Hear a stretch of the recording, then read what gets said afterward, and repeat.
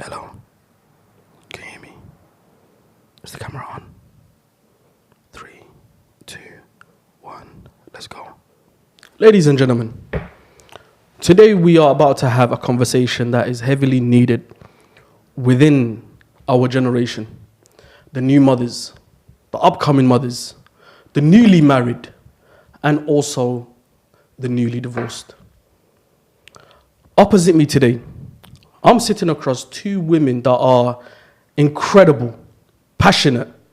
Their warmth is a radiation that is needed. And when I say radiation, I genuinely mean it. I need us to be infected by their honesty, their vulnerability, and as well as that, the way that they go about being themselves. So, please, help me welcome on Nasra and Hana. Hi. How you doing, ladies? Good, how are you? So, I'm doing good though, because I'm sitting opposite you guys, and I think this is the most excited I've been in a very long time. Yeah. I've got goosebumps. You can't see them though. Yeah. But yeah, so, how's your journey up here, by the way? It was so chill. It was Really alright, quick. Yeah? Yeah. Only an hour and a half. I know, right? So Yeah. quick. Yeah, Londoners always talk about, Birmingham is so far away, like, it's almost a whole different country. Yeah, but if you take the slow train, then yeah. Yeah, 2 hours something. 2 hours and a half, 3 hours nearly. It was really quick for us. That's really quick. I'm glad to hear that. Birmingham treating you well so far? Other than how you much want it the truth? stinks. Yeah. Apart from the fact that That's it mad stinks. shit. Okay, that's crazy. Other than that, company's Ooh. been good. That's crazy. 0121. It's in my blood. Every street stinks. Ooh, It's the aroma of Birmingham. we were in Gay Village, the whole of Gay Village smelled like ass. That's crazy. That's crazy. But you know what? Go with it. Because I'm not gonna lie, there is some places that absolutely stink pungent. But that's Birmingham. Do you know what I mean? That's Birmingham. But I just want to welcome you to Dots. Sounds absolutely gangsterish. It does. I know, but it's really not. It just means Department of Talking Sense. So hopefully we get to talk sense and nonsense. And the crowd, you guys can hopefully gather together, pick it up, use it, and, you know, make something of it. I love that. Dots and then don'ts. Dots and don'ts. nonsense don'ts. You know, I might just copyright that. Thank you. Hey. Don't worry, I'll give you 10%. Royalties. Yeah, 10% royalties. Don't worry. And we've got obviously the witness Hana. She gets 5%. Love that. Of course, we all eating. Do you know what I mean? So, ladies, obviously, we're gonna try to have a lovely conversation, but also just get to know a bit more about you guys. Do you know what I mean? I can see that she's already giggling. Yeah, so Hannah, if you can just pinch her under the table. Amazing. Do you know what I mean? So, the first thing I want to ask you is, before you became both mothers, I know you're in the tech world, so before you started doing your amazing thing in tech, before you became the person that you are today, before the world expected anything from you, who were Hana and Nasra?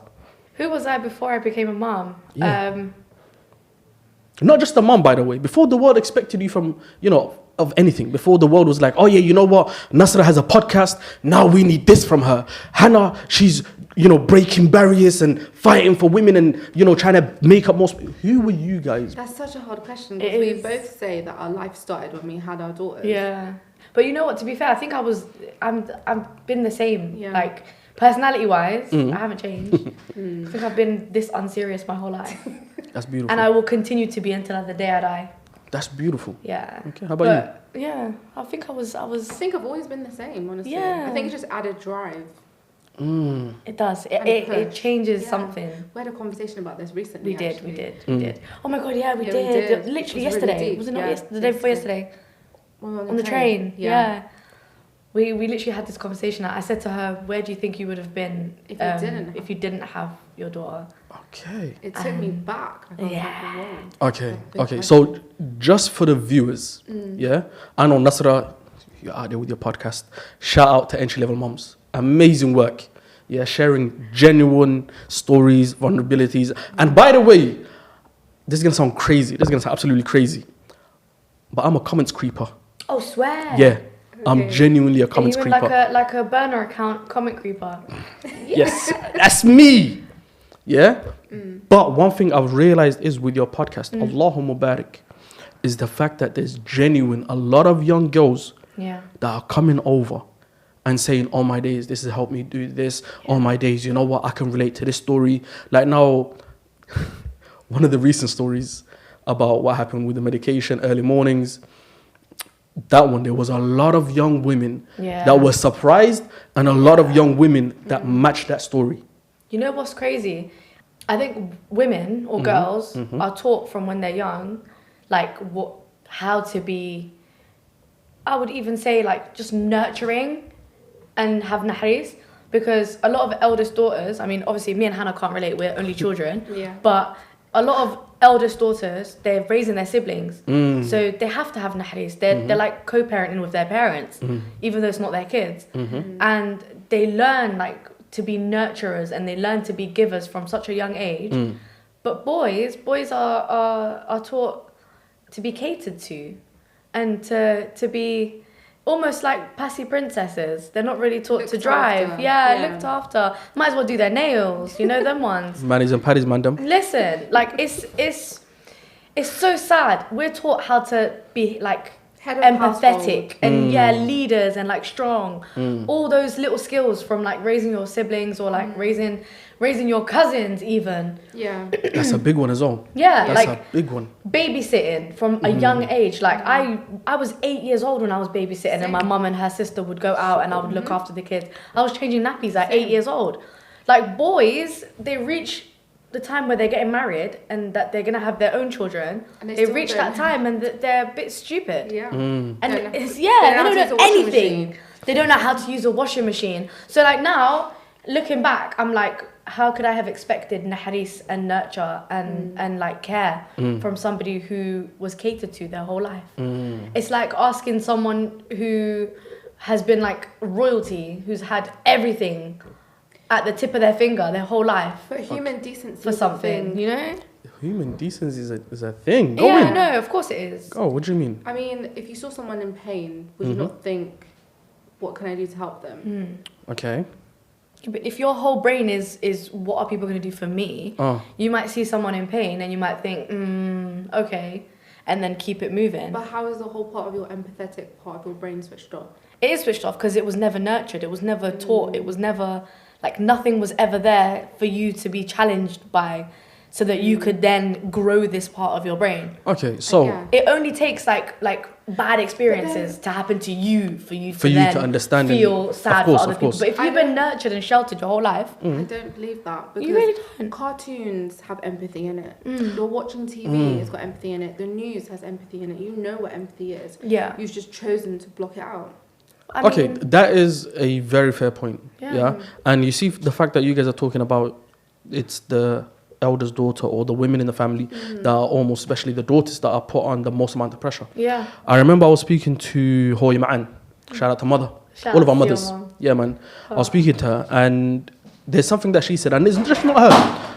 But I think it's something that a lot of Somali mothers and cousins and everyone that are in the older generation relate to heavily. Yeah. That Somalia is built off the back of women. Women, yeah. Do you know what I mean? And I think because of that whole stereotype, which is actually not a stereotype, it's the actual truth. I believe, Somalia, instead of it being patriarchal, I think it's more of a matriarchal type of society. Do you know what I mean? And again, going back down that route of the earliest memory that you can remember is you being 7, taking care of kids, changing nappies and everything Yeah. like that. How do you think, and obviously both of you guys are, again, single children. Yeah. Yeah, like no siblings, nothing like that. You two basically grew up by yourselves. Yeah. How do you think that had affected you when it came to having kids? Like the life, because there's this funny thing, okay? Because I was a only child till the age of around 12. Wow. Yeah. And then coincidentally, I had a sister. I have a sister. I said yeah, you're alive, I know. Don't worry. Don't worry. Yeah. So now I have a sister. And I think there's also the whole thing where our parents, they have kids that are not here with us. Yeah. Do you know what I mean? And ilahu naxariisto, may it make it easier for all mothers, not just our mothers, but all women out there. Ilahi ufaddayo. So I would say, again, as a only daughters as well, not just sons, but only daughters, yeah, now being mothers, how do you think that solitude, that individualistic lifestyle affected you or is affecting you in your current climate of motherhood?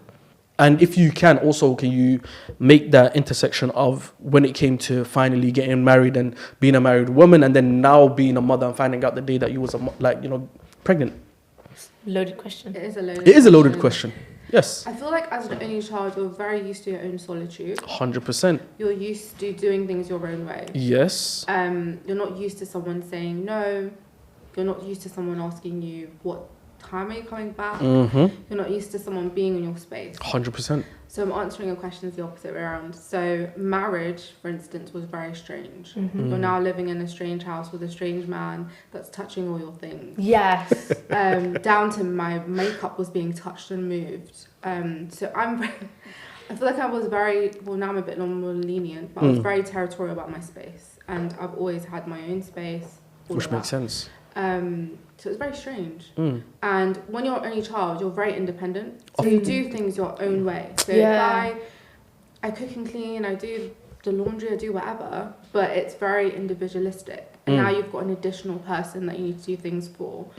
And it feels very much like I'm in a foreign space. This is strange. Why is this person touching everything? When it comes to motherhood, I feel like that was very natural for me. I've always wanted to be a mother. Yeah, me too. Since I was a very young child. Yeah, me too. Yeah, and I don't know if it stems from the bringing up your cousins and all of that, but I've always loved it. We're both very young mums, and I don't know. I think it was very natural. Honestly, I don't feel like my only childness has rubbed off on my daughter at all. Okay, but no, how is it affecting you as a mother now? Like, are you doing things, let's just say like now, because I know a lot of other people that have grew up in households of like 6 to 8 people. It's kind of weird, but I can kind of see when someone has grew up in a plentiful household. Yeah. And now they're a parent. Yeah. And then when I see someone that has either come from like a 2-sibling household or 1-sibling household, and the way that they're parent, I don't know what it is, but there's something very different. Yeah.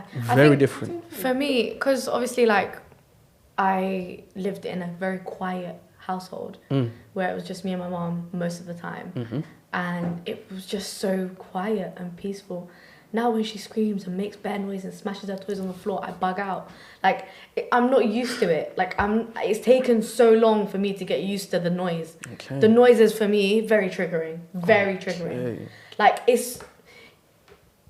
I don't want to say I want to control it and stop it, but like, I've had to learn to adapt, to like get used to it, even though it still pisses me off till today. Okay. But I don't think, I don't know.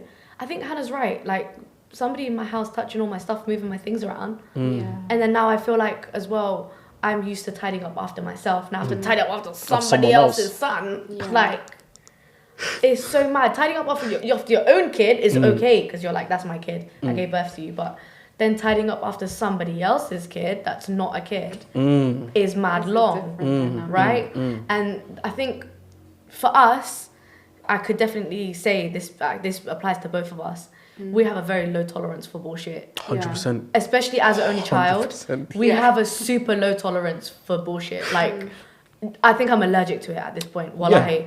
Because we haven't had to front our whole lives. Like, we haven't had to compete for anything. Exactly. We haven't had to fight anyone for anything. Privileges. It's not a dog-eat-dog world in our home. Like, Privileges. We very much a place of abundance. Exactly. Yeah. Place of growth, place of abundance, place of nurturing. Everything is place on of you. care.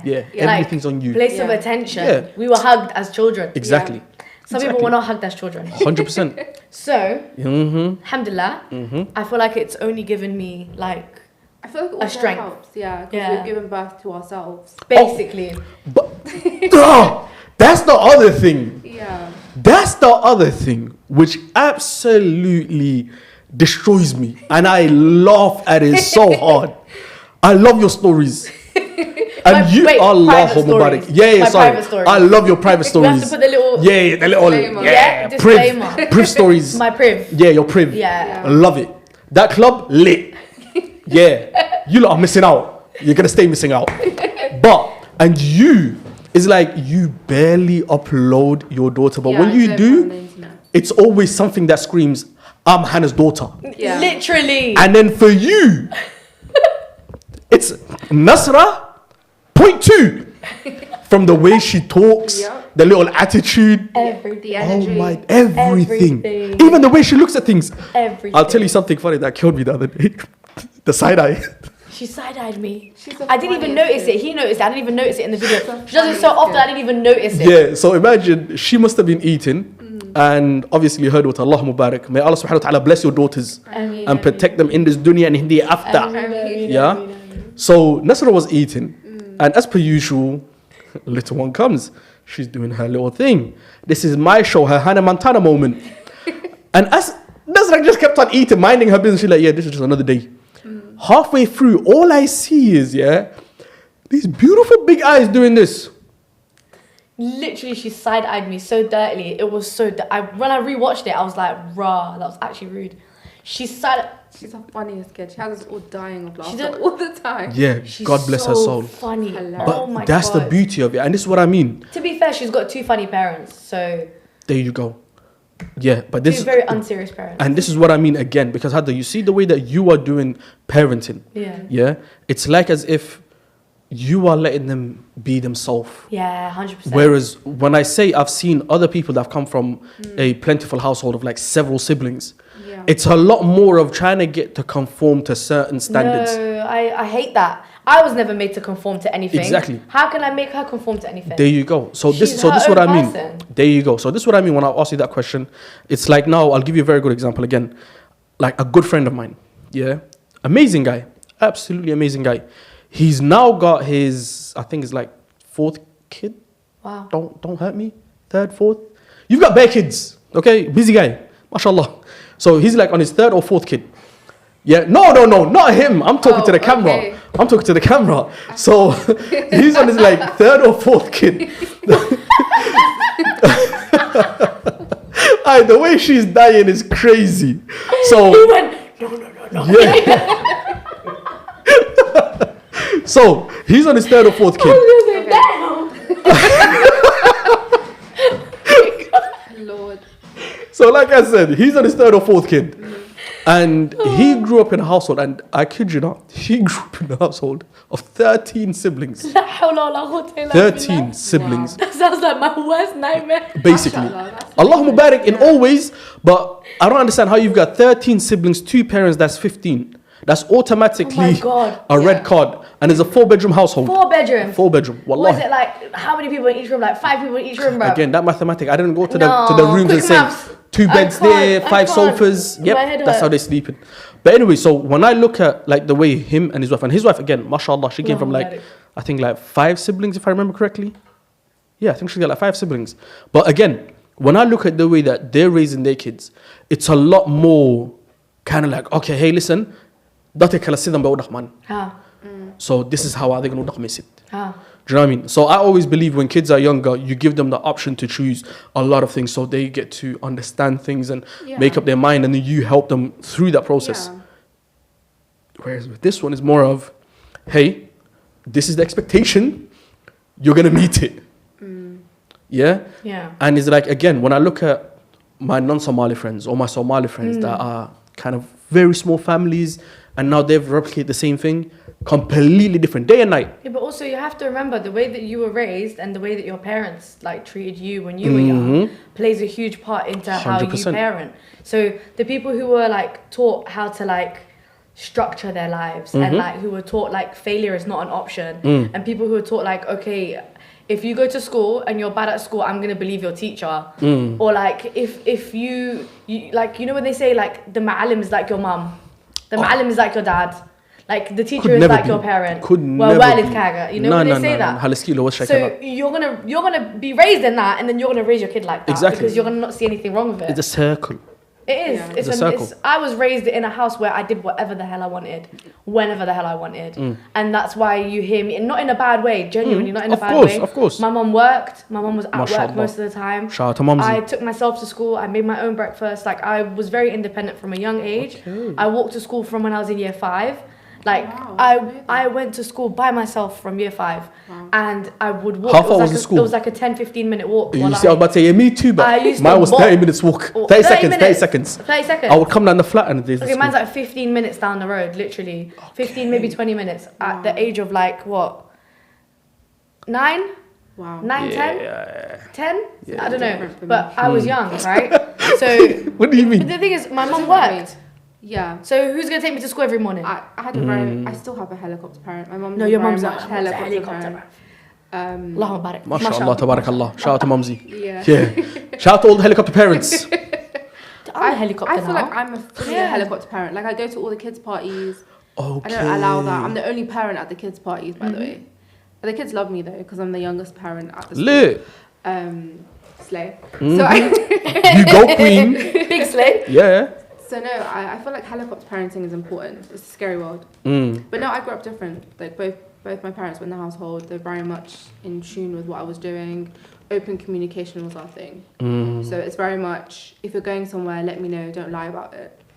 And let me know when you're going to come back. Just have that open dialogue. 110%. That's a big one. Yeah. That's a big one. Because I think, I never needed to hide again, anything. when you are a single, Yeah. when you're a single child, and I don't know if you like ever did this, and I Yeah. think with me it was because I grew up by the age of like 7. Like in my head, I was already an adult, Yeah. coming from Africa. Yeah, Yeah. wow. You feel me? So by the time I was 12 and having a sister, Yeah. I've already lived 2 lives. Yeah, it's crazy. true. Do you know what I mean? Yeah. So now it became a thing of, let's just say, like if I was invited to a function, yeah, I would come in and leave, and I wouldn't even have to tell anyone. And then I started to get like weird side looks, like, oh bro, how come like you're not telling no one when you're leaving? And I'm like, wait, is that a thing? Or like, let's just say people are going That somewhere. thing. There you go. And then like people are going somewhere. In my head, it's perfectly normal to be like, yeah, I'm going, and not expect everyone else to come with me. Okay. Yeah, so it's like, hey, I'm gonna be there. And now everyone else kind of like is planning around this whole thing of who's gonna go with who, the route. But in my head, I'm like, yeah, I'm going there and I know what time I'm getting there. So You I don't make have my to way check there. in. Yeah. But Yeah. with us, we still have to check in. No, I still check in. We still check in. I still check in. Between Till yourselves today. or No, No, with my mum. our parents. Yeah. Mother, The thing yeah. is, my mum's not a helicopter. My mum was never a helicopter. helicopter? Like, I'm a helicopter. helicopter parent now, Okay. genuinely, because like It's a I scary will one. follow her around the park. I'm like, where are you going? Let's go together. Like, and also because me and her, like, it's just been me and her since she was 1.5. There you go. So now we're like joined at the hip, and like we're literally codependent. It's so funny. Okay. But Hannah said that you never had to lie about where you were, like Yeah. your check-ins It's just, were. I'll go and come. Yeah, you'd answer the phone. Like me, I would answer the phone in every precarious scenario, There you go. situation. wherever I Every am, scenario, no pick matter up the where I phone. am. If my mum calls, I'll pick up. Hey, Okay, Hoyo. so did your friends used to look at you weird? Yeah. Yes. My friends used to never pick up their mum's calls, They- and I'd sit yeah. there and I'd be like, why are you not answering it? Why not telling her And where then, you are? but it's always the ones that have loads of siblings. Yeah, it's it always the is. ones that have loads of They siblings. literally have to say they're Yeah. sleeping over at my house. Yeah. Oh my But god, then I was always they're the outside butt of the life as function. well. Yeah. Yep. They're outside. But I would answer the phone wherever. Yeah, it's like, Literally. where are you? You can hit How high your music. level I'm level at a guy? I'd be like, can you hear festival, the song? I'm There you outside. go. I'm like, Hoya, it's I'm so safe. loud. I can't hear you. Hoya, I can't hear you. I'll Can call you when I text step me? outside. There I'm you go. outside. It's very loud. Hoya'd be like, okay, I'll text you. But she's in the house. Yeah. No, she can't hear me. She wants me to hear her. Exactly. innit? So, but she's she'll in the house text me. shouting. She'll be like, why is it so loud there? I'm like, I'm at a festival. Yeah. There you Or go. they'd Why pick is it you so up loud from there? the concert. My parents would pick me up from the concerts, the festivals, the functions. Yeah. Did you have fun? Were you safe? You see, Yeah. when you only have one kid, It's it's different. so much different. easier. It's different. Because, okay, can I say something that a lot of people hate me for saying? No offense to the mums that had loads of kids in it. Like, I'm not throwing shade in it. But No shots fired. when you have a child, it's not just about the birth and the labor. It's not just about the pregnancy part. It's not just about the number of children you have. Each kid that you have takes a hell of a lot of effort Of course. to raise. Of course. So if you're having one child every year, How are you able to keep up with raising each one? You haven't put nothing into the first one. This is the thing. Somali parents, they just believe that having a roof over your head and having food in your mouth is enough. Like it's not enough. That's not what it is like to raise a child. That's why you have children who are in gangs. That's why you have children who are like depressed. That's why you have children who have anxiety and mental health disorders. That's why you have children who are taking their pain and using it like to hurt others. And also to self-medicate with things that are not healthy. Lean, right? balloons, right? Cannabis, so all of these those are disgusting coping things. mechanisms, aren't they? So raising a child is so much more than feeding them and 100%. clothing them and having a roof over their head and having, you know, heat in your house or milk, right? So much more than that. But our parents, I feel like, realize that. How much effort it takes. And now I'm realizing how much effort it takes to raise this kid. Yeah. Do you know one funny thing? And I think this came from my neighbor, like my opposite neighbor. Sorry, I'm gonna sneeze. Go on. Where did it go? It went away. Okay. She said, where did it go? Yeah, It went normal. away. No problem. So, so my neighbor opposite, one thing that she said was, so this, mashallah, tabarakallah, she had a lot of kids. Yeah. Okay. And one thing she said was, just have at least 3-4 kids, maybe 5, and the kids will help raise themselves. And that's I was so like, fucked up. okay, but then at what point do you have a hand in this? That's so fucked up. That's Some of it, I crazy mean. to That's me. so wild to me. But that's the thing. Like it's very wild, I think, to a lot of people that's within our age groups. Yeah. Yeah. Whereas the older generation, because of maybe struggles that they were in and everything of that sort, it was an actual mental process. Have kids, give them some form of a minimum or a little bit more than the bare minimum, and say, go out into the world. I don't think that's right, because the child changes every year. Year on year, they change their likes, their dislikes, what they're into, what they want, what they hate. They're very individualistic. So putting each child under the same bracket doesn't make sense to me. And then that's how you end up like with the proper middle child syndrome, where the middle kid is always forgotten. And that's so sad. Like your parent genuinely doesn't know anything about you, and that's why they look to other people for validation. That's why they look to other people for, that's how we end up with incels. That's how we end up with gang members. That's how we end up with drug dealers. The elders on the street are giving your child more attention and love and care Than and your like own the self. whole loyalty thing. Oh yeah, bros before hoes. Like Your all kid of just these needs a things. hug. Your kid literally needs A you hug. to sit with time. them and to hug them and to tell them you love them and to what you like. actually raise them, bruv, and to learn. your Get to child. literally learn your child. Speak to your kid. Speak to them. And then when kids come and say like, oh, you know, Hoyo, like, I'm depressed, or like, I don't feel like I fit here, or like, I'm having mental health problems. Oh, they don't have time for it. They're like, we don't have time for this. We have They like say 12 go other kids. pray. Or they say, ya salat la'an, Yeah. ya iman la'an. Yeah. It's crazy work. Okay, It's so crazy. and You're just a shit parent. Nobody wants to tell you that, but you're a shit 100%, parent. 100%. Sorry. It's a standard I'll that tell was you set. that. I'm sorry. I think it was a standard that was set for them, and they just accepted it. Yeah. And I love the fact that you mentioned mental health in that state. Yeah. So within that circle of mental health, obviously, sometimes when women give birth, they go through this horrific thing where they become seriously depressed. Yeah. And sometimes it's even before they give birth. Yeah, of course. So, Postpartum. so I would probably ask you in this sense, was there any moment, because I know you both said you both wanted to be parents, you had, you know, you was in love with the whole thought process and the journey and everything. But afterwards, were there moments, were there days, even maybe, you know, now, maybe last week, you know, do you have those moments where you feel like, man, I feel depressed, or man, something just holding me back, and you feel like it's been missing ever since, you know, the creation of that beautiful daughters that were inside of you? No, No. go first. Yeah, you can go first. I was going to say, I speak very openly about postpartum depression and my experience with it. And some people, it takes a very long time, up to 7 years to get out of that state. Alhamdulillah, I was out of it as soon as I got divorced. Yeah. My problems went away when he went away. Okay. No offense to him, shout outs to you, you're a good guy. MashaAllah. What was I saying? I was saying something, I got sidetracked. So your problems went away. I'm very open about it. I Yes. speak about it very openly. Yes. And there's no shame in it. Like, I speak about it very openly. Do I have moments now where I'm like, this shit is hard? Yeah, of course I do. It is hard. Like, it's gonna be hard. Like, there's not gonna be a moment, but there might be a small moment, but there's not gonna be like large amounts of time where I'm gonna be like, this is so easy. Parenting is not easy. Like, people think that being a mum or being a dad is something that is smooth sailing, and it's not easy. Marriage is not easy. That's why the divorce rate is so high. Nothing is easy. You have to take the hards and like take it in your stride, and then you take your wins and you celebrate them. Do you get what I mean? 100%. Funny because you said within that kind of like speech of yours something that was very beautiful, and I think going back to the common creeper. Oh. Yeah, there's a lot of women in there that I think related to your stories. Oh yeah. Some of them, and it's something that's beautiful because I think when we look at the older generation, it's something that they were almost shamed for. Yeah. And it was a thing of, here. Yeah. Continue with life, continue. Yeah. And I think, again, that's like the silent death within our communities. 100%. Some of them. So that's one thing. And the fact that you speak about it is helping a lot of people. I So know. please keep going. Secondly, I think the fact that not only are you open about it, I think we need to get a lot more people to be on board to speak about these type of situations, especially to the older generation. Yeah. Because there's still a lot of... Recently, I seen a woman in her 50s. Her eldest daughter's 10 years old. Some of them. So to me, it's crazy because We now... had this conversation in the We Uber. did.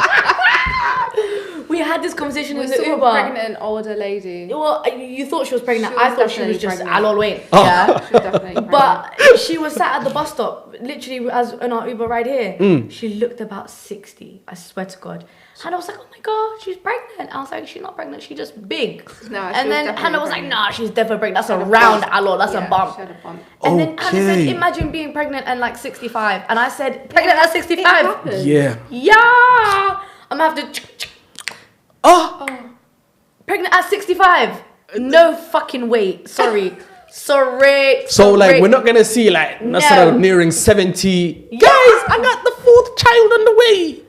Yeah. I'm just thinking, you know what I mean? Like, you know, look what one needs. Maybe like, you know, Hey, a sibling. that would be irresponsible. Very irresponsible. That would be very irresponsible You're of close me. to that. You're literally coffin dodging. You're But then literally imagine, dodging a coffin. God blesses you with like 50 additional years of health and That's strength. literally what I said. I was like, sometimes people live till like 120. Exactly. I don't want to live till 120. Huh? Why not? I want to be dead and gone, buried. I don't want to be a burden to nobody by probably about 70. Oh, don't say that. I don't want to think about you dying. Exactly. I just kick you, It's sorry. okay. I don't want to be in no care homes. I don't want to be known to be ducking my heart. No, Why thank are you thinking of being in a care home? I don't want to be any of that. Why are you thinking of being in a care I home? don't want to be. What's the alternatives? Dying at home Would be and then putting a burden on my one child. No. She needs to live her life. I don't want to be in a care home.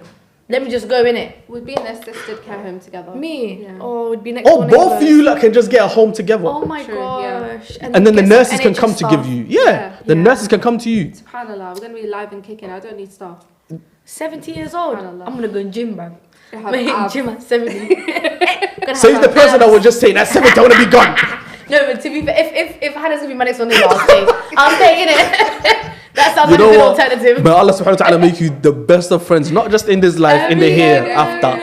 Yeah, and make sure, Oh, we inshallah, definitely met in the barzakh. oh, before. 110%. Long time ago. Because I'm not going to We lie, definitely met in there. the way I see you two, it's like the dynamic duo that balance each other out. Yeah, 100%. we do. And it's beautiful. 100%. Do you guys have like little date nights with the kids? We don't actually. Not really Sometimes. often. We come to your house really. Yeah. And then we do sleepovers sometimes. Yeah, we do. Okay. sleepovers. My kid is But obsessed with her most of cat. the time, Hello Kitty? I mean, No, my daughter's obsessed with her pet, her cat. Oh, okay. Yeah. The My tabby. Hello Kitty. my cat The tabby. Mango, Yeah, Mango. Yeah, the Yeah. tabby cat. She's obsessed with Mango. Okay. Mango doesn't like her. Why is it called mango? because he looks Because like he a mango. literally is the same color as a mango. He looks like a mango. Imagination out the window I for know that one. I picked it, you know. Oh, okay. So imagination for her in the window. It came back. Yeah. MashaAllah, tabarakallah. But most of the time, we don't really do that. We say fuck them kids. And No, we go out. 99% of the time, It's fuck them kids. we say deuces, We're fuck out. them kids, yeah. Yeah. and we go have our own date nights. It makes Yeah. sense. It makes Yeah. sense because I think because you again, busy throughout the day, you busy throughout the day, and you've got like 101 different things happening every single day, and then you are also mothers. Yeah. You definitely need that time to feel like, hey, No, we got no responsibilities, no nothing. We are big on self-care. We're very big on, even mum club, we're very big on leave them kids at home. Yeah. Makes sense. And even now, I feel sad when I do events now because people are like, oh, can I bring my kid? I'm like, no, you can't bring your kid. Is it a baby underneath the age of 1? Are you breastfeeding? They're like, oh no. And I'm like, sorry, leave your kids at home. If you can't leave your kids at home, sorry, innit? Like, I understand it's a barrier. Maybe we'll have to do stuff for parents and children together. But we are very big on mum time. Like, this is our time. You're not anybody's mum right now. You are you. Yourself. You're yourself. I'm Nasra. I'm not Hannah's mom. 100%. You are Hannah. Yeah. You're not Noah's mom. 100%. You get what I mean? You are your own individual This is before. our time. You need space to chill and vent. Oh my we do God. games nights. Yeah. We paint. Yes. Karaoke. Yeah. By the way, summer's around the corner. I love you two's summer escalades. Love it. This year's gonna be fun. Yeah. Can't wait. Can't wait. I can't wait. You know what? Yeah. It's May. May is usually Uh-huh. a crazy month Yes, for us. a whole month. May By the is way, a crazy just to month. let you guys know, just to let you guys know, these like they don't celebrate a birthday like 1, 2 days. Nah, the they don't whole do a month. week. No, not 2. Whole month. After a week, 4 weeks. It's a whole month. The whole month. Mashallah. We're booking Yeah. things every week in May. Yeah. The whole month. It's a whole month. Yeah, so it's like the if whole you month. see 2 women roughly around the same height, very energetic, Allahumma barik, very attractive, We outside, We baby. and you can hear them from a We distance, outside, baby. join the party. You gonna hear me? Yeah, Maybe not me. yeah. Instead, what you will get is two little side looks. Like Hannah just might be like, Yeah, that's me. Oh yeah, I'm probably gonna be like, hi. Hannah's exactly. Like, So Hannah plays like the tough security, but inside she's like a cookie not dough. soft security. I say Definitely cookie dough. Definitely. I say Uh-huh. I like dark kitty energy. I say Dark kitty. yeah, like a dark cat, black cat energy. No. And you're like golden retriever. No, you're not black. No, 100 golden retriever, 110%. Black 110% you're a golden retriever. Definitely. I definitely think I'm a black cat. Nah. Nah, I think you're more. Mango. I was gonna say a sphinx, but I think you're then more Maybe wolf a sphinx. energy. A what? Wolf energy. Wolf. Like a dire wolf. I like that. I almost say like a dire wolf.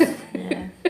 You know, like the one Jon Snow had. Yeah. Yeah, that's the vibe that Hannah gives. I like that. Okay. Because she's very loving to the people she wants to be loving to. But everyone else? Everyone is scary. Yes. I love that. That's Me, I'm beautiful. like, like a fairy. Golden retriever. Like a fairy all the Yeah. time. I'm just Not outside. all the time. If she No, doesn't like because you, she's she don't like Tinkerbell. No, if I don't like you, I don't like Yeah, you. I she's don't like Tinkerbell. you, she don't like you. No, also if Oh. I don't like you, you're my op. I don't like you. If I don't like you, she don't like you. But the list is very, very short. That's insane. The list is very short, wallahi.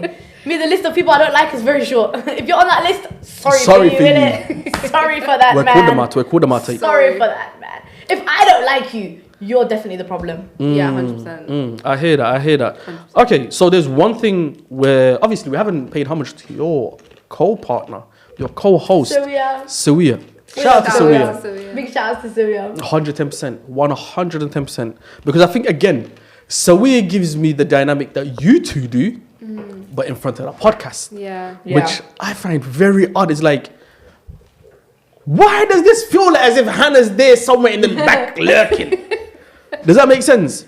And like, especially when it comes to the whole why, because I remember I was watching some of your videos, and your facial expressions, especially the one from 3 weeks ago, where you was like, okay, what's one thing that, and the funniest thing is that's one of the questions I was going to ask you. Oh. Yeah, and then when I heard it, I was like, scrap. Yeah. So it was the one where you said, what's one thing that you feel like being a mother took away from you that you had to reclaim? Oh, okay. And when SAWIYA was talking about obviously her C-section, it was the face that you made when you was laughing. The camera came on you for like, I would maybe say 2 seconds. Oh, yeah. And all I saw was just you dying of laughter. And I'm like, at this point she's laughing. Not with her. No. Chill. Now, what chill. That's not what it was. That's not that kind of party. No, because you see, when the I camera was panned half on laughing, half crying. you, Chill. you was in like, Yeah, but Sawiya's funny though. The Afghan sass walk like Yeah, but Sawiya's hilarious. yeah, and this is what I She mean. makes me laugh. No, but this is what I mean. Not a lot of people And make it's me with her laugh. when you look at her. Yeah, she's like. She's fucking funny. But that's what you don't realize. Wallahi, Like- people who watch us from the beginning, they realize how funny. Sawiya has me like cackling, like you know, ugly laughing. She has me ugly laughing. I'm like, with my tongue out like a crazy person. Not a lot of people can make me laugh. You know, she has me dying, like my stomach hurts. Okay, so how did you two come together? Okay, so we actually met, funny enough, through Hana, right?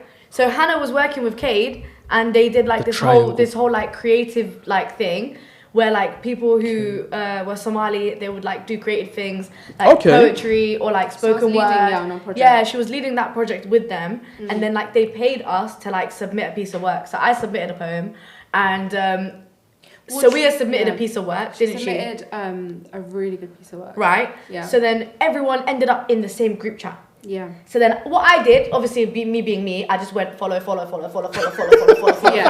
the list, right? And then Golden retriever. some people followed me back, some people didn't, but Sawiya followed me back, innit? So obviously I didn't think of it after that. This is like maybe a year later. Sawiya's pregnant now. And she's posting bump updates. She's posting like, oh my God, this week I'm feeling this and this. And I'm going, no fucking way. Like I'm replying and we're talking. And then like, we're just hitting it off, me and her, right? In like the comments, like in the DMs, sorry. We're just chatting away in the DMs. Then she's talking about, okay, I'm at this point. And I said to her, listen, this is what I did. And I said to her, try this. This will help you. Try that. And like, I'd be giving her tips and tricks and stuff. And then I didn't hear from her for like a couple of months. And she had given birth. Okay. And then like 4 months down the line, she messaged me. She was like, hey, I think I have postpartum depression. What do you think? And then we spoke about it, and we had like a really like in-depth like conversation in the DMs. And then she said to me a little while later, she was like, hey, I think I want to write a piece about this on my blog. Would you like can I interview you? I would like to interview you. Would you like to talk about this with me? So then we started speaking about it. We met up at some cafe, like some dessert spot in Wembley, and we just sat there wallahi for like 4 hours. And I just talked and talked. She recorded it, then she summarized it, then she wrote it. And she wrote it into a whole blog post about postpartum depression. Like I laughed, I cried. We literally sat there for so long and we just vented and talked. And she felt seen, I felt seen, we were validating each other. It was beautiful. It was beautiful scenes. And then she did the blog post, it went out, and it literally did numbers. We had people in like Sweden and like all these other like different countries that we would never even think would like be reading our stuff or watching us, talking to us about, oh my God, nobody talks about this. You need to talk about this more. Oh my God, wow, it's so nice to see young Somalis talking about stuff like this. Like this is so beautiful. We're so sorry that this happened to you, but this is such a good topic to be talking about, right? So then me and Sawiya, we like kept in contact, we kept talking, we like slowly started to become friends. And then one day we were on the phone, funnily enough, I was in Brum. It's when I still lived in Brum. Okay. When she was still a Brum girl. Yeah. Okay, hey. Sorry, don't Easy. Easy on Brumtown now. Sorry. Disgusting 0161. Hey. 0161. Oh, sorry. That's how little I care. Well, that's how little I care. Sorry, that shows how little I care. What's the code for London? The calling code for London. What is it? 0207, 0208. You see how dumb that sounds? 0208? Yeah. That doesn't sound dumb. 0208. 0208. It's crazy. Yeah, that just sounds clapped. I'm sorry. 0121. 0121. Do you want, mate? You see how beautiful that sounds? Stupid. Anyway. So then I was in Brum, and I remember it was my old flat. I was sitting on the ledge, like not on the ledge, I was sitting on like the counter in the kitchen, and I was looking down. I was on the 13th floor. I was looking down, it was dark, there was lights everywhere, like all the lights. I could see like the centre of Brum in it, whatever town, you lot call it town. Anyway, I could see, I was literally sitting there, I was on the phone to Sawiya, and it was getting dark, it was like Maghrib. And I said to her, Sawiya, well, what if we started a YouTube channel? And she was like, she just went quiet and she hesitated, and then I was like, she was like, you know what, Nasra, like I'm an introvert, like I'm not really like extroverted like that. She was like, I don't know if that's my thing. And I was like, all right, cool, bet. Like I said, no problem. But I literally like outlined why we should do it, and I gave her like the reasons why we should do it and why I think me and her would be perfect at it. And then I left her, and then she came back to me a few days later. I can't remember if it was a couple of days later or if it was like a week. She was like, let's do it. She was like, I'm going to step out my comfort zone. Let's do it. And then we planned it for 6 months. We sat down, we planned it. Where are we going to get this? Where are we going to get that? Where are we going to film? What's our logo? Like, what we're going to do? How are we going to do it? We branded it. We marketed it. We planned it. 6 months it took us. Mashallah. Obviously, we're mums. So we're busy. So it took 6 months. And then after that, we launched. We had a setup in her mum's office. I had 2 Canons. The only issue was we had to keep changing the SD cards.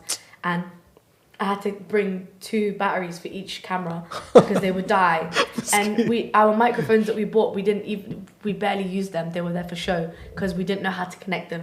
We didn't know where to connect them. We were literally amateurs. Or like amateurs. Look at you guys now. Oh my God. We said, you know what? This is long deuces.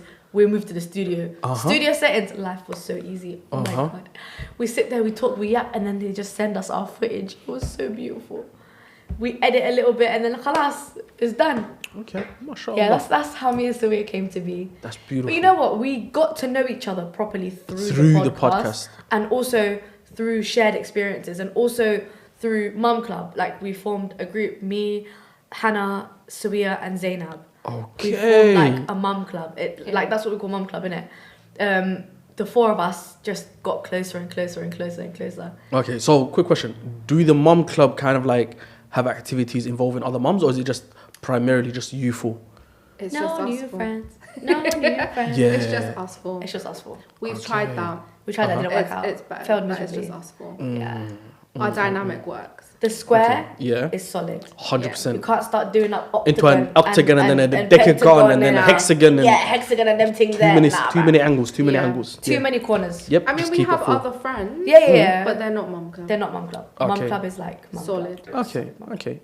Mashallah. Yeah. You're All right. allowed to have our friends, of course. Yeah. We're adults. 110%. And obviously, again, primarily, within culture and religion, being Somali, being women of color. Oh, yeah.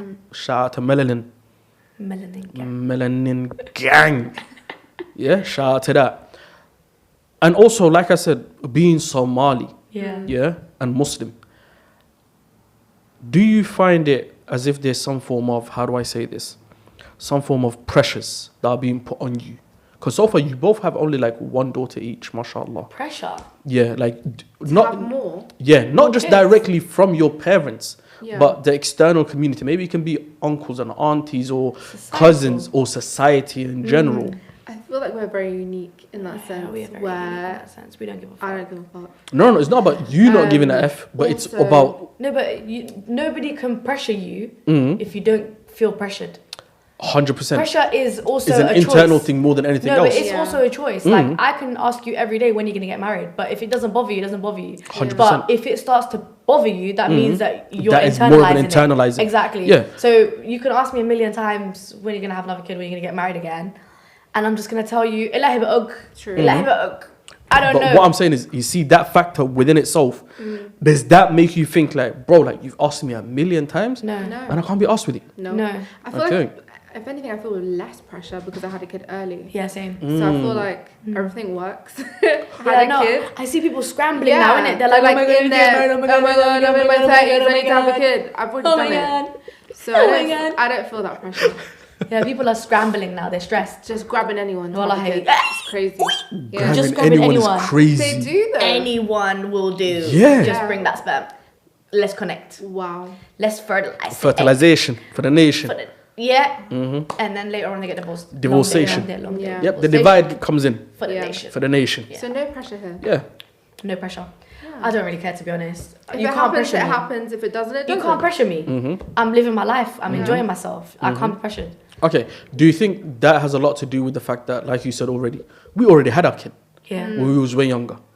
Or do you think that's always been a mindset that you've always had? You can't. No one can pressure me to do anything I don't want to do. If I don't want to do it, You're not gonna do there's it. no force on this planet that can make me do it. True. But also, if I want it, no one can tell me no. True. If I wanted to Okay. have 6 I will more take today, it. it will happen. Okay. Exactly. Okay. So just for the record, how many kids are you both looking to have? I don't know. Ilahibag. You know what? I like that. I like that. If I end up having 7, if I end up having 1, do you know what the mad thing is? If I end up having an army, Yeah. That's what I was gonna say. The mad thing is, I don't know why on God's green earth, I've got a feeling towards the next couple of years, you're gonna end up having an army. You know what it is? The man would need to be hands-on. The man would need to be like a man. Yeah. There's not a lot of men out there these days. Okay, wait. Why do you think that? Because you lot want to be catered to. You lot want to be like. Okay, but when you say you are the prize. Oh my God, I'm the man. But there's no like, I'm gonna lead you. You lot want submissive women, but you have no leadership skills. You have no leadership qualities. You have no fucking skills in life. But yet all you want is a woman to submit to you. How can I submit to her idiot? Okay, so now comes the question for you. Yeah, and I genuinely believe this to be why a lot of women feel the same way that you do. They go into a certain roundabout or a certain twisting door where all that comes their way is, as you just said, idiots. Because when we look at, let's just say like now, social media, Okay. a lot of the men that are on there hyping and shouting about single moms and this, that, and the other. And throwing up, yeah. A lot of those people, again, I class them as people that the front lobe hasn't fully developed yet. 100%. And most of them are actually on the younger side. The older ones that talk like that, it's a bit concerning. They're on the spectrum. Yeah, because they've also got kids. Like, let's call a spade a spade.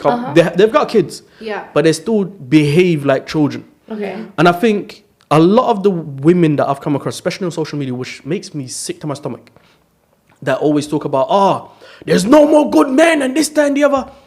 Beloved, like, you are putting yourself in environments where you are never going to see good men. Like, you are constantly putting yourself... Okay, but there's a difference, right? So, good man is subjective. What's a good man to you? What I think is a good man, someone else might not think is a good man. Okay, so what's a good man to you and then what's a good man to you? Okay, I'm not going to tell Let's look at the difference. who I consider as a good man. Big man, we're not going to... It's not a dating They're not site, going to be alright? transformation of the people that are watching you. You know what happens? Should I tell you what happens? They start to form towards that. Exactly. The minute you tell someone what you're looking for... Madam, whoever spilled that secret... Everybody is like that now. Do you know what I mean? Like... No, but you're not pretending. I don't want a pretender. I want an authentic, I know one of you snitched to one of your girls and she came and told the report. You failed. Listen, Sham, honestly, I don't say that there's no good men. I know. I see your point. I know your point. There are good men out there. But like, are they for me? The answer is probably not. Because... How do you know? Okay, what is your definition of good? Good is what? Responsible. What, he's a nice person. Like, okay, he's got a haris.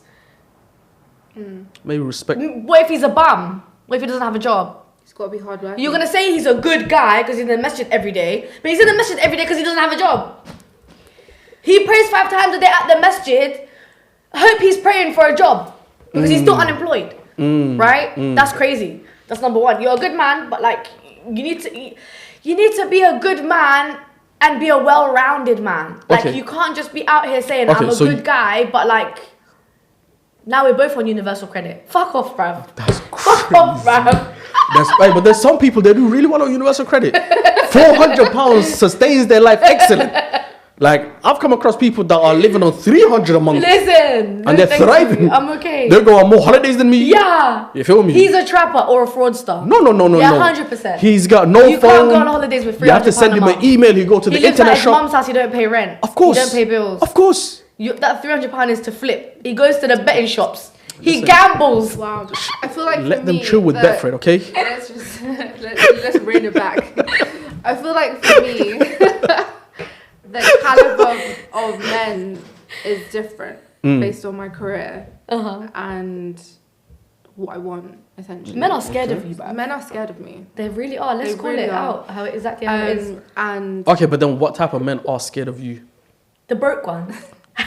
I wouldn't say not broke. even the broke ones. No, even the rich ones that are on the same level as me are scared of me as well. They're very intimidated. Because and I more don't than know anything, why. and I'll tell you why. Insecurity. It's gotten to a point where I have to sometimes not say what I do as for work. Why? That's so shit. Because fragile masculinity. It's crazy. Okay. They won't get to know me for me. They get to know me for my pockets. That's so shit. Or they'll get to know me to compete. Oh, that's so That's shit. wild. Okay, so I see what both of you are saying. And I think, again, it's kind of like sad when you hear this from the opposite gender, especially women that are amazing, successful in their own rights and doing amazing things for the community. 110%. Woo! 110%. And I think that get us are lucky. Mandem, send the emails. I pick the 5 best candidates. I'm getting 10% of the meher. Yeah. I'm just, you know. What are you trafficking us or something, bruv? Let's get out of Birmingham ASAP. Mandem, lock the doors.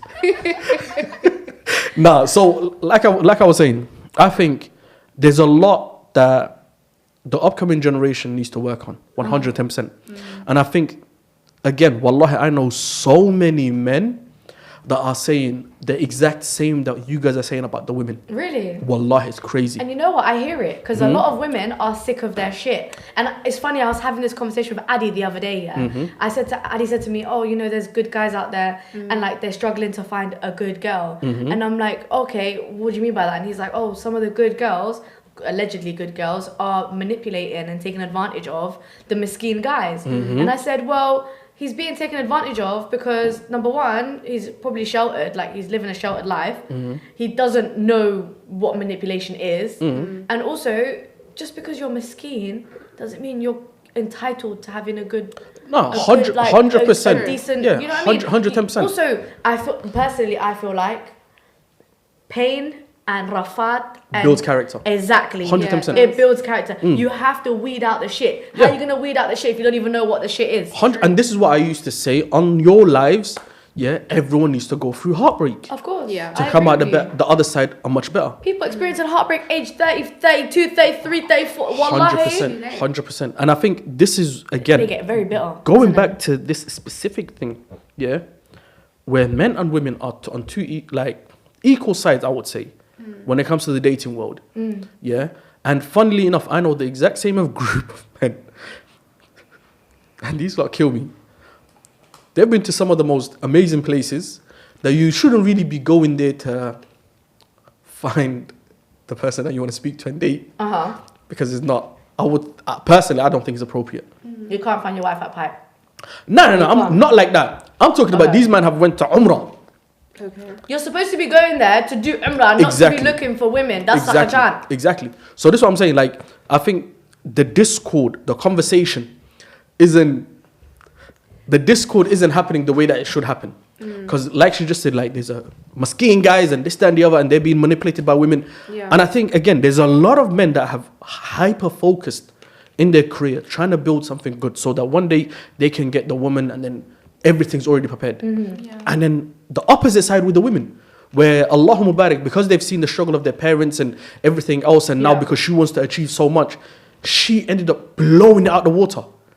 And now she's done so well for herself that men that haven't got a fully developed frontal lobe find whatever that she's accomplished scary, a bit too much. Yeah. And even though they're not far in level of what they're doing, it's a bit like, yo, I wouldn't be able to do anything in terms of, how do I say, conversation-wise, maybe business-wise, like this woman. Insecure. But you know, there's a funny type of man. There's a type of man who wants to concentrate on his being financially stable, being ready to be a husband, right? Who leaves getting married all the way up until their late 30s or their 40s.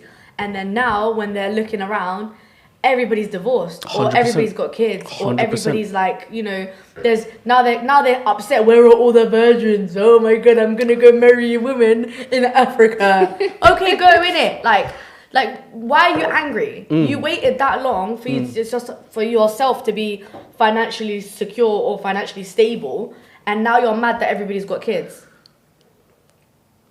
I've seen that type of man. Okay, for you guys personally, inshallah khair, if you want to, in your next relationship, are you looking at a man that is completely, you know, not married before, or a man that's been married before but has no kids, or would you guys prefer a man that, of course, like is been married and has children?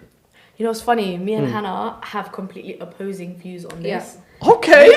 This is one of the things we don't agree on. The twins don't meet in this one. We don't agree on this one. Okay. Tell them your perspective. I want someone that's not been married before and doesn't have kids. Okay. Interesting. I want someone has kids, who's been married before, because I feel like your perspective and your understanding of what it's like to raise kids, you're not gonna have that if you've never been married.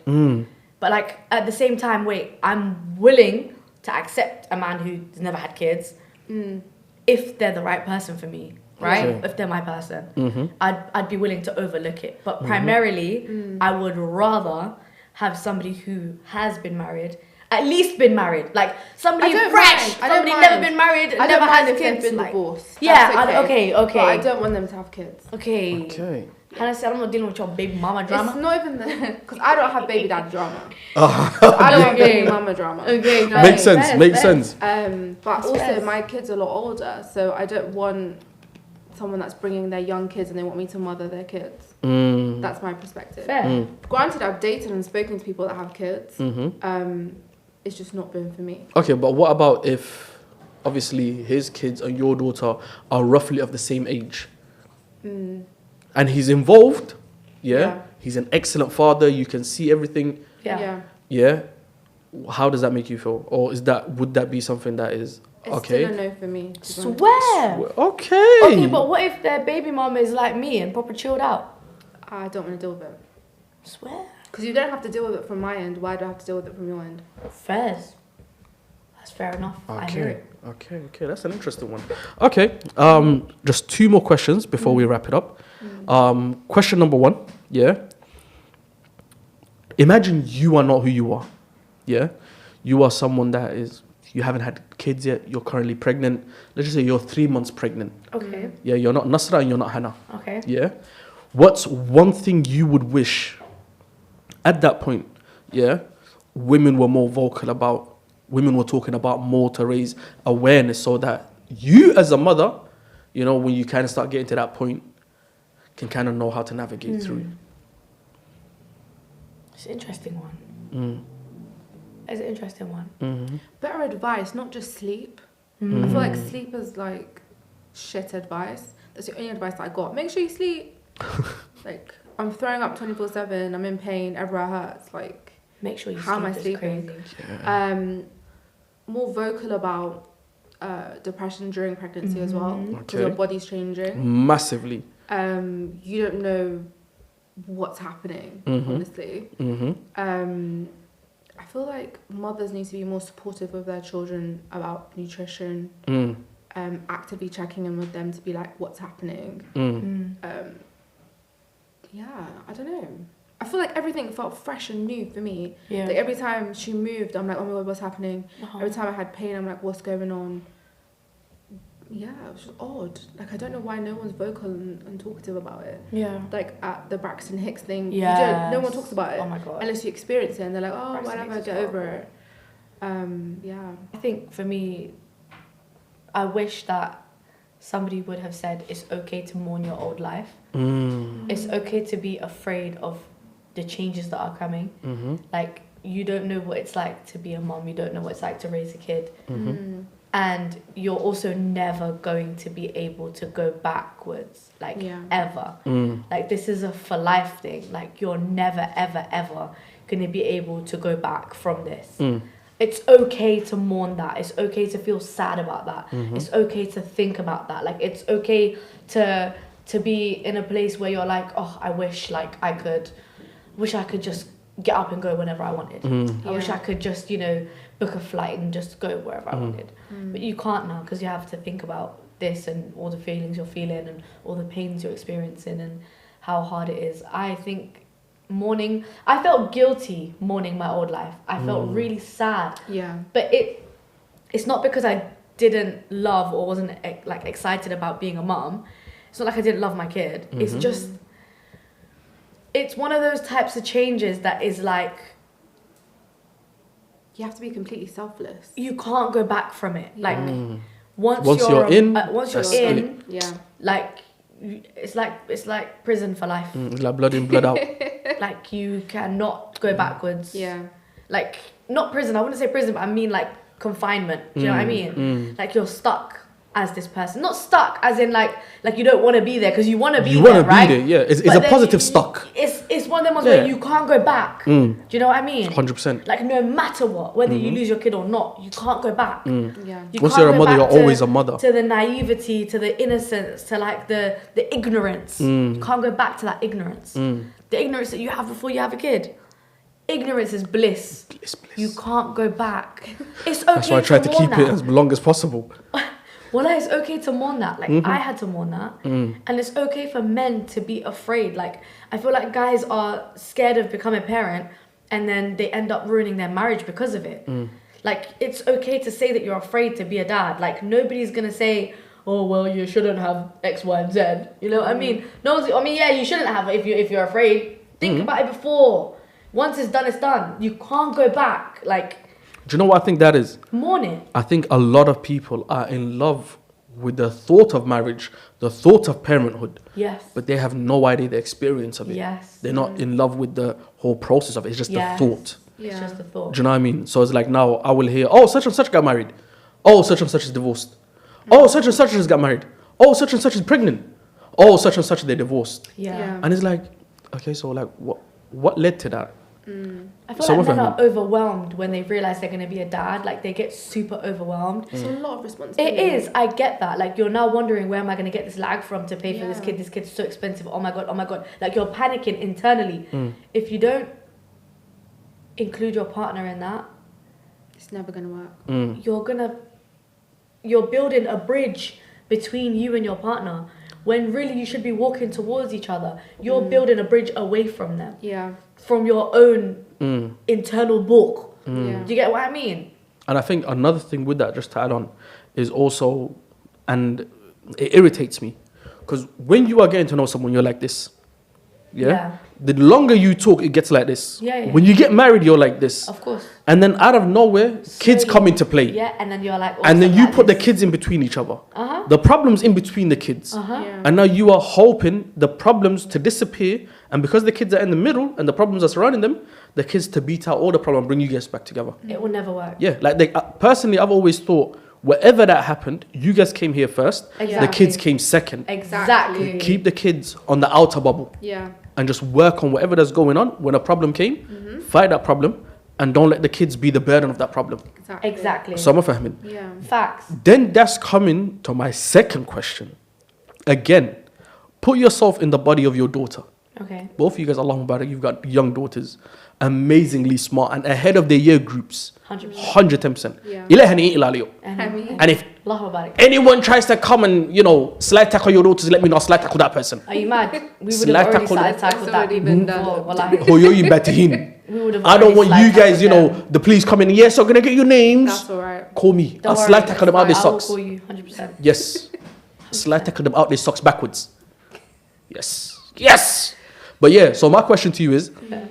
imagine you are your daughters. Okay. Yeah. And let's push it to 21 years of age. Oh, so cute. Yeah. Now you let's just say your daughters are 21. Okay. Wow. Yeah. Yeah. And your daughter came to you. And she had that conversation of, Mom, you remember that boy that I was speaking to the other day? Yeah. Things have gotten serious. Why is this making me angry? Why is this making me angry? Yeah. I'm not angry. I'm like, okay. Yeah. It's Things serious? have gotten serious. Okay. And we really love each other. Okay. Yeah. Again, this, inshallah, khair, an auntie maybe watches this. What type of questions, what 3 main questions would be the first thing that come to your mind to best ask your daughter? Listen, forget asking questions.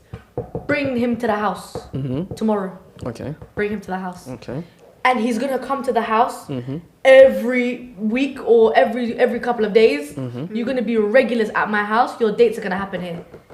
I need to know you. Then we're going to his house, meeting his family. Okay. I want to know how tapped your mum is. I want to know how tapped your dad is. Yeah. I want to know everything about your family. I want to know the dynamic. Do you and your siblings love each other? Or can you not stand each other? Okay. If you hate your siblings, you're going to end up hating my kid. It's true. There's no way I'm letting you marry my child if you cannot stand your siblings. Okay. Because if you can't stand the people who share the womb with you, how are you going to be able to stand my kid who you don't even... Where do you know her from? Okay. You don't know her from You don't know Adam. from Adam. Alai? You don't know her from Adam. So Well, I have to know. I have to know. And I feel like Somalis do it so wrong. Like, why are we all kiki and like with each other and then dating each other secretly and quietly, getting to know each other quietly, and then involving the families last? Yeah. Then you find out later on his mum is tapped. Then you find out later on his dad is absent. When really he painted a picture to you that is not the correct picture. Like, I want to know, let's be in this together. Like, let's meet up at my house. Let's meet up at his house. Let's go for family outings. Let's have at least Eid together. Like, let's see. Okay. I want to see all your family behaving, how they behave around each other when there's guests around. Because if you're going to be in that family, he's going to be in our family. Do you get what I mean? But the whole thought of my kid being 21 is scary, number one. Number two, the thought of her dating is scary. Number two, I don't believe anybody should be getting married underneath the age of 25. Okay. Yeah. Below the age of 25, I don't think any of you should be getting married. Okay. Because you're all retarded before the age of 25. No offense. Okay. The R word is quite rude. You're all a bit stupid, all right? Before the age of 25. Your frontal lobes have not developed. Yeah. Men, before the age of 35. All of you lot are retarded before then. Stupid. All right? Yeah, genuinely, I do believe that people need to have sense before they get into something. Marriage is a commitment. Marriage is 110%. It's a massive commitment. The It's a big step. person you marry is the biggest decision you'll make in your whole life. 100%. It's bigger than your job. It's bigger than your career. It's bigger than anything. It's the final pass. Just before death, technically speaking. And how many women are dead at the hands of their husbands? How many women are miserable at the hands of their husbands? How many women are going through a madness internally, having children every year, postpartum depression, survival mode? They don't even know left from right. Like, how many Just people, walking corpse. how many dads are here to impregnate and then going on business disappear. trips? Yeah. To Disappearing. impregnate the business trip. Bruv. Yeah. Shout out And to the then business go- trips. That's crazy. Yeah. That's crazy work. That's crazy. Shout out to the business trips. That's crazy. So how many of those situations Plenty. are we going to experience before Plenty. people start Yeah. opening their eyes? It's the most important decision you'll ever make. It's true. By far, Okay. out of anything that you'll ever make in your life. MashaAllah. I hear that. So you can't fuck it up. Otherwise, what happens? Yeah. It goes left. No. Really quick. You could lose your sanity. Your life You is can at lose your stake. life. You could lose your life. Yeah. You could lose you and your identity and who you are. You could lose everything. It could be a detriment. You could lose everything. 100%. Okay, so she answered it in that way. Scary. You. 3 questions. Yeah. Just 3. Just 3. The 3 you think are like, I know my daughter very well. Why now? Okay. Because we have open communication. 100%. MashaAllah. Till now, she's 9. And kids are talking about crushes and boys already. Scary. So Big scary. Very So scary. I wasn't expecting this before high school. We talk Times about are this. different now. It's crazy. weird. So why now? Uh-huh. I need to meet him. Okay. And I feel like I would know him though if she was dating him. She'd be open. She'd be like, "Hey, I met someone." Yeah, but No. At this we point, have she's open- like, No, but she Mom, could like, tell you she wants we're to get married. serious and we want to settle down. I wouldn't allow it. Okay. 21 is crazy because I did it at 21. Uh-huh. You don't know yourself. You don't know who you're marrying. Uh-huh. You have puppy dog eyes. You're in love. Uh-huh. Yes, you're in love. I get it. Thinking from a place Amazing. of emotion. But love isn't enough. Mm-hmm. And it's not. And at 21, both of you don't know who you are. Facts. So I'd say if it actually is love, I'd say wait. 25 plus. And yeah, I think I'll do the same thing. Meet the family first. I feel like you marry into the family for marrying the family. I feel like All the time. families are the reason why people get divorced most of the time. A lot of the time. Yeah. I Okay. don't know. I feel like I'd know him from the get-go. She'd let me know from the first date, to be honest. We have very active... I'm gonna start fights with him and arguments with him. Just to see how what he it's like. handles it. Yeah. Yeah. Some people fight mum. I'll cuss him out. People fight mum. Hey, he gonna die in my house. Wait, yay. Some people are... I'm gonna take somebody's son. I'm hear gonna that. take somebody's son I life. hear that. Woo! And I can see it. Yeah. I can see it. I But can see it. 21 is too early. 21 Way is too early. crazy. You just finished uni. That's mad. Yeah. If you even Some wanted to people go to didn't even uni, go we uni. don't know. You could choose not to. I'm okay with that. Yeah. But I think this conversation was... I needed it more than anything else. Oh. What did you learn? honestly, Yeah. I learned a lot. Wallahi, wallah. And I'm not just saying that just because for the sake of saying it. Yeah. But I think I've always had a very much, apart from me being, the crackhead that always runs around and always doing 101 different things. Of that. Yeah, I think when it comes to genuine, serious type of relationships and everything like that, I've always had a very much of a cool, calm, collected approach. And this just gave me a bit more clarity when it came to pregnancies and motherhood and just developing as a woman. Yeah. Especially when it comes to, the fact that we spoke about originally being a single child and the ways that you're going about, letting your kids kind of like develop in their own way. Yeah. And you guys are more there, like, perfect way. I'm gonna use this, yeah? Perfect way, check this out. Your kids are living the life of Timmy Turner. And you guys are the fairies. So your kids make mistakes, they learn from it. But more than anything else, you see how Timmy has the fairly odd parents, which are his guardians? Yeah. That's what you guys are more than being those strict, over the top and... Yeah. Don't get me wrong, I We're teach her strict in manners. some ways. I'm definitely strict in This is what I some mean. ways. You guys, you're guiding her in the sense of she's not just a man. Like obviously, your one is your one. The way she's just like No. Mine is calculated. You don't see it. Mine is calculated. But mine is very calculated. She knows how to wrap people around her finger. Like she knows. You can tell from her eyes. No, but wait, she knows who. Those big cute puppy eyes. Allahumma will barik. take that and who won't take it. She knows who can be violated and who can't be violated. She knows. Yeah. You're her mother. And she's watching. Like you think she's not observing, she's observing. Yeah, you're her mother. She's observing. Yeah. She's got my mum wrapped around her little finger, right? She knows. She knows what makes her tick. She knows like how to get her way with my mum. Like she knows what pisses my mum off. She does it when my mum pisses her off. Like she's very calculated in that sense. Mashallah. For a 5-year-old. Mashallah. But I swear I'm very strict with certain things. Like manners. You need to have some fucking manners. P's and Q's. P's and Q's. Manners, bedtime, food. There you go. Actually, no, for me, manners and bedtime. Better food is out the window for you. But she eats what she wants. I don't give a fuck. Like, she chooses. She's a very picky eater, bruv. Nah. Manners, bedtime, hygiene, homework, hygiene. 4 things. Wait, they get homework at that age? Well, I give her homework. Oh, I was about to say. She can read and write. 100%. Yeah. I had homework from like What? reception. Same. Yeah. Bro, Really? I've been The doing amount of homework with her homework this from kid the age comes of home 2. with in year 4, it's like thick. Crazy. Oh, but then that makes sense. I was here in reception. I was born under a tree. Oh, okay. My birthday was on a little stone. Mad. Yeah, they were like, yeah, Hambalio. Here's your nigga. Can't relate. Take him with you. Can't relate. Yeah, you guys missed out, man. You guys missed out. Crazy. Yeah. But guys, again, love the conversation. Genuinely speaking, I hope to see a lot more of you guys. I'm gonna try rope, guys. I'm really gonna try rope them into 012 and welcome to Birmingham, bro. I'm gonna try rope you guys into it. You're an ex-Brummy anyways, so you can make that face as much as you want. You're not in love with it. Don't worry. We're gonna headlock you into it, one way or the other. You're really not. One way or the other. You should have seen her face when we got out of the Uber the other day, and it smelled like a whole lot of different types of ass, piss, I'm used shit, to a certain lifestyle. a whole Don't lot worry. of I'll just. bins, Do you know what I will do? like, I'll get her clothes. She looked disgusting. On each pair, there's a walk-in air freshener stuck to her. So nothing in front of her, but there's just an air freshener going 24/7. Yo, Nah, if you'd have seen Hannah's face, here. Hannah was like, nothing touched me. I don't even want to be walking on this ground. Yeah, disgusting. She was like, the whole time. It was so bad as well. Yeah. Okay, sorry, princess. Sorry. Me, I was walking around going, that smells shit. Yeah. Do something else, man.